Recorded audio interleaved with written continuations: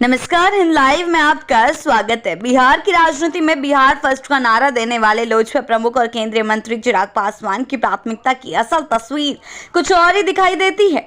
उनकी पार्टी को राज्य में अनुसूचित जाति आयोग के अध्यक्ष पद की जिम्मेदारी मिली और उन्होंने यह पद किसी कर्मठ पार्टी कार्यकर्ता को नहीं बल्कि अपने बहनोई धनंजय कुमार उर्फ मृणाल को सौंपा। इसी आयोग में उपाध्यक्ष के पद पर जीतन राम मांझी के दामाद देवेंद्र कुमार की नियुक्ति हुई। मांझी भी दलित राजनीति के सशक्त चेहरे हैं और केंद्र में मंत्री पद की जिम्मेदारी संभाल रहे हैं। यानी दलित सशक्तिकरण की राजनीति के दोनों पैरोकारों ने एक बार फिर परिवार को जनता पर तरजीह दी है। ये पहली बार नहीं है जब चिराग पासवान और जीतन राम मांझी ने परिवार को प्राथमिकता दी हो। बीते वर्षों में भी जब जब चुनाव या मनोनयन की बारी आई, इन्होंने अपनी नजदीकी रिश्तेदारी को आगे बढ़ाने में कोई कोताही नहीं बरती। पिछले लोकसभा चुनाव में चिराग ने अपने बहनोई अरुण भारती को जमुई सीट से मैदान में उतारा और वे संसद तक पहुंच भी गए।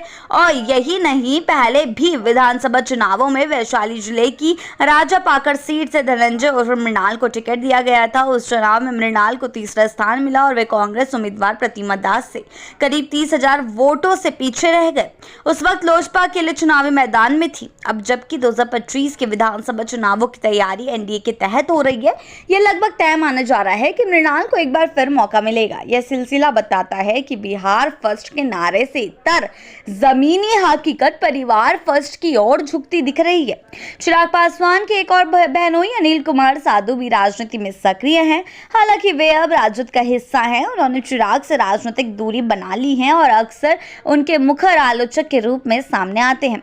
अनिल सबसे उम्रदराज बहनोई हैं और रामविलास पासवान के जीवित रहते ही उन्होंने लोजपा छोड़ दी थी। जी हाँ, अब ये जो सारी चीजें हुई है, इससे एक सवाल उठाया जा रहा है कि आखिर बिहार फर्स्ट है या फिर परिवार फर्स्ट है। इस चीज का जो है सवाल जो है वो उठाया जा रहा है। इसी तरह जीतन राम मांझी की राजनीतिक धुरी भी परिवार के इर्द गिर्द घूमती रही है। उनके बेटे संतोष मांझी हो या अब दामाद देवेंद्र कुमार, पद और मौके परिवार की भीतर ही सिमटे रहे हैं। जी हाँ, दलित हितों की बात करने वाले ये नेता आम कार्यकर्ताओं के लिए दरवाजे तभी खोलते हैं जब परिवार में कोई उपयुक्त व्यक्ति मौजूद न हो। बिहार की राजनीति में जहां वंशवाद और परिवारवाद को लेकर अक्सर सवाल उठते हैं, वही चिराग और मांझी जैसे नेता अपने कदमों से इस धारणा को और मजबूत करते दिख रहे हैं। जनता को बदलाव और नए चेहरे दिखाने के वादों मंचों पर गूंजते हैं, लेकिन सत्ता और पदों की कुर्सियों पर बैठते हैं वही चेहरे जो पारिवारिक पहचान से आते हैं। जी हाँ, आपने सही सुना। जनता की उम्मीदें अक्सर उस समय टूटती हैं जब परिवार की दीवारें मेरिट की सीढ़ियों को ढक देती हैं। सवाल ये नहीं कि रिश्तेदारों को मौका क्यों मिला, बल्कि सवाल ये है कि क्या पार्टी के हजारों कार्यकर्ताओं में कोई ऐसा चेहरा नहीं था जो योग्यता और अनुभव में इनसे कमतर हो। जब लोकतंत्र में प्रतिनिधित्व की बात होती है तो यह भी जरूरी है कि उसे वंश के आईने में नहीं, जन विश्वास की कसौटी पर कसा जाए। बिहार की राजनीति में ये कानूनी कहानी नहीं है, लेकिन हर बार इसे एक नए चेहरे और नए नारों के साथ दोहराया। आगे की अपडेट्स के लिए जुड़े रहें लाइव के साथ ही चैनल को सब्सक्राइब करना ना भूलें और हमारी फेसबुक और वेबसाइट के साथ भी जरूर जुड़ें।